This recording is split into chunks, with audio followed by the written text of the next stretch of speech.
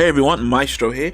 I am the football enthusiast. Hope you're all doing well on this day. So, today's video, we are continuing my series in which I go through select teams within Europe and give my thoughts for the preparations that they should be making for the following season to improve on what they were in the past season. Now, these preparations include the obvious like transfers, arrivals and departures in the roster, but also playstyle changes, coaching changes, and more. So yes, we are continuing with Liverpool FC. Now real quick, let's go through what happened last season. Let's just refresh our memories. In the Premiership, they finished 5th, 4 points behind Newcastle. They missed out on Champions League football and they fall to Europa League football. As an Arsenal fan, I can speak for all Arsenal fans and say the Europa League sucks, but yes, they did just about fall short, 4 points away from Newcastle in 4th.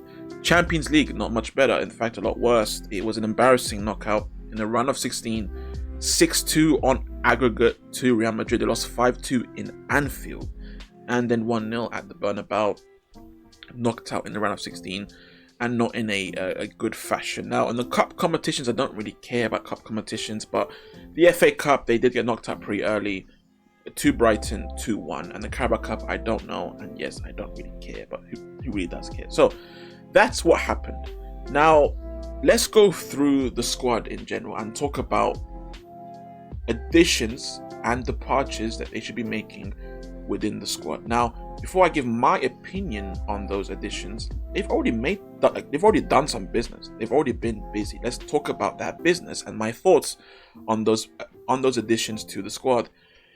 We got bang, two big ones, two midfielders, central to attacking to kind of hybrid midfielders, mainly MacAllister. Dominic is more of an attacking midfielder, but yes, we have Alexis MacAllister of Argentina and Dominic Szoboszlai or whatever. I don't know how to say his last name.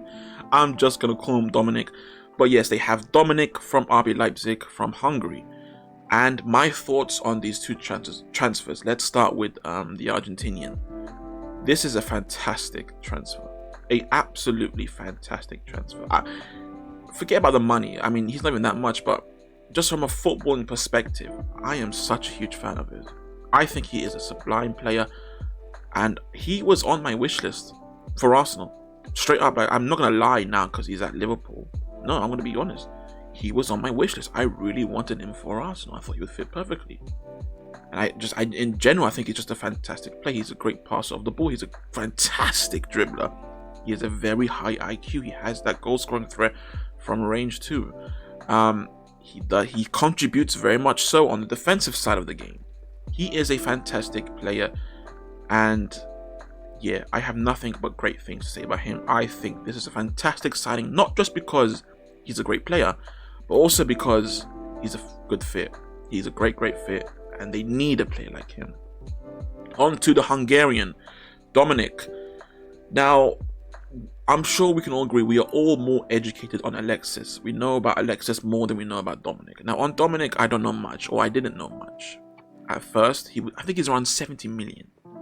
Now, 70 million pounds for a player that not many people know, that's gonna scratch some heads. And at first, I was worried for them, like, are they sure about this? And then you do your research, you watch your YouTube highlights, but that's one thing. But then you listen to German football analysts and pundits about Dominic, and you listen to reports and articles on his play, on his game. He seems like a fine player, a youngster too. I believe he's around 22, 23, might be wrong, but he's around there. He seems like a fine player. He is a good passer on the ball, good dribbler. Not to the quality of Alexis, I think, but still very good. He has that long shot threat. Apparently, he's amazing at crosses. He can be a bit undisciplined, but he is also a contributor to the defensive side of the game. He does put a shift in. And I've got to say, it's I think, a good addition to the team too. On paper, that is on paper. We'll see how it translates on the pitch. But so far, I love the addition of MacAllister, and I like so far the addition of Dominic, and maybe I'll grow to love that even more. But we will see. So far, these two signings, bang on. Now they've actually also done some departures already. Roberto Firmino gone. Fabio Carvalho on loan. That's actually a surprising one. He's gone. Naby Keita gone. Chamberlain gone. Calvin Ramsey gone. And now, is there more? Is there more? Is there more? Oxlade-Chamberlain gone. I think James Milner. I think every one of these departures is actually needed. Because Liverpool are kind of in some of a rebuilding stage, and to rebuild at first, you need to clear out the mess. Keita was a mess, not good enough. Milner was a fine servant for the club. He's up there though. It's time for him to move on. Fabio Carvalho is a good talent, but maybe he needs another place to thrive, and that's the same for Calvin Ramsey too.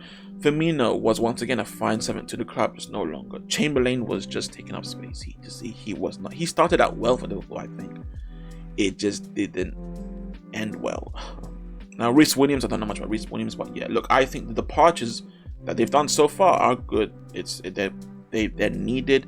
I don't think they've lost anyone that they could use, I think, and that combined with the arrivals so far, great business. And there's actually more rumors to look at. Seemingly, they are heavily interested in Romeo Lavia, a DM from Southampton. Now, here's the thing: we don't know much about him. I know he's a good dribbler and a good passer, and he's a DM, and he's 20 years old and he plays for Southampton.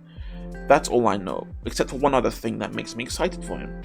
He's wanted by a lot of clubs. Liverpool want him, Arsenal want him. I think Chelsea and United are also interested in him. He has interest from a select number of clubs. He's a 20-year-old DM from Southampton, but he has all these clubs knocking on his door. That should tell you there is something there to be excited about. And yeah, I think this is also an addition that I think it's not just a good player, but it's needed. Because you look into the midfield of Liverpool, defensive midfield side of it, Fabinho and Bayetic. Bayetic is not really a DM, not for me. He's more of a number 8 than he's a number 6 in my opinion. Fabinho has been a fantastic servant to the club. He's been a great DM, but he was awful this following season. We can't lie about that. And whilst I would still trust Fabinho to start in the following season and see if he can bring it back, because he is only 29, he's still in his prime, I would make sure to bring in Lavia as a replacement for if Fabinho does not deliver again. So with that, I'd say the transfers that they've done and they could be about to do, so far so good. I'm a fan of all of them, and as well as the departures, good job. Now let's go through the side from top to bottom and talk about my personal additions and departures for the squad. So for departures, I actually have no one. There's no one I can see here that I would want to get rid of. And I'll explain as we go down. In terms of arrivals, I don't even have that many arrivals to present to you, because number one, they've already made some arrivals. And number two, if Liverpool were to resurge their club and be as great as they once were, I think it's going to be mainly because the veterans of old, like Van Dijk, like the Konates, like the Matips, like the Robertsons, like the Arnolds, Fabinho, Henderson, Thiago, Salah, I think it's going to be because these guys that were once so amazing, and Salah is still amazing by the way, but I'm not saying he wasn't, but yeah, these guys that were once just at such a level that they could compete with City, if they were to be good this season, it's going to be because they brought it back. They reverted somewhat back to the level of what they were before. Because the issue with what just happened last season is that they all, apart from Salah and Alisson, kind of dropped their quality. So let's go through the side. Goalkeeper, we're fine here. No, Alisson for me is the best goalie in the world. Close with Courtois, but he's up there. And Kelleher he's a fine goalie, isn't he? As a number 2, no issue there. The defense, I have one addition to make, and it's on the right back, and we'll talk about that in a second. Centre backs, perfectly fine. You've got Konate and Van Dijk, which is what I would start, but it's good to know that you have Joe Gomez and Joe Matip to fall back on as backups. Joe Gomez doesn't have a lot of fans, but as a backup, he's good enough. Come on, he's good enough. Vandenberg, I don't know much about him. I don't know much to say about him. Phillips is okay, but I would still go to Joe Gomez and Matip. Now, left back, Andrew Robertson definitely should start. He's fantastic. I would still trust him. I'm still a huge fan. But Tsimikas is there, and I think he's a great backup left back. Now, right back. When I said I wanted a right back addition, it's not to start over Arnold. I'm a huge fan of Arnold. I think he's a fine right back. When you take into consideration his offensive capabilities, he is honestly, and this isn't an 'generational talent. On his offensive side as a right back, I think he's the best offensive right back we've seen in terms of the tools he has since Dani Alves. Honestly, there might be some that just on the offensive side alone, but the issue is, as we all know, the defensive side, because he is, and it's kind of harsh, but he is a liability on that side of the game. It's just the truth. But with that being said, I would still start him, and the answer to the defensive side of things is to bring in, for me, a backup right back that is more focused on the defensive side of the game. A good example, a good comparison is at Arsenal. Zinchenko for Arsenal at left back is also a defensive liability. He's amazing on the offensive end, but defensively he is an issue. Now, what I want Arteta to do, and what he started to do, was in crunch time, when we're trying to protect a lead, is he brought on Kieran Tierney. He brought on Kieran Tierney, who brought a much better balance between attack and defense, and that made us better defensively. And I think that's kind of what you need for Liverpool and for Arnold, just for that right back position. I would want someone to come in at right back for when it's 80 minutes in and we're winning 1-0 or 2-1. I would want to close things up, maybe 85 minutes in. Just be more secure at the back. So then to bring in that backup right back who has a much better balance of attack and defense would go a long way. Now, in terms of how much of a priority that is, it's not huge. I don't think it's a huge one, but it's something to consider. On to the midfield. So you guys already know, I wouldn't get rid of Henderson. I know he's old, he's not what he wants used to be, but he's a great voice to have in the dressing room. He is a leader. You need that. Harvey Elliott, I wouldn't send him out on loan. I think you can use him in cup competitions and off the bench. I like him. He's a talent. He's something. Thiago is once again also a leader, and I think he can bring stability within a side. Bring a calmness to the midfield.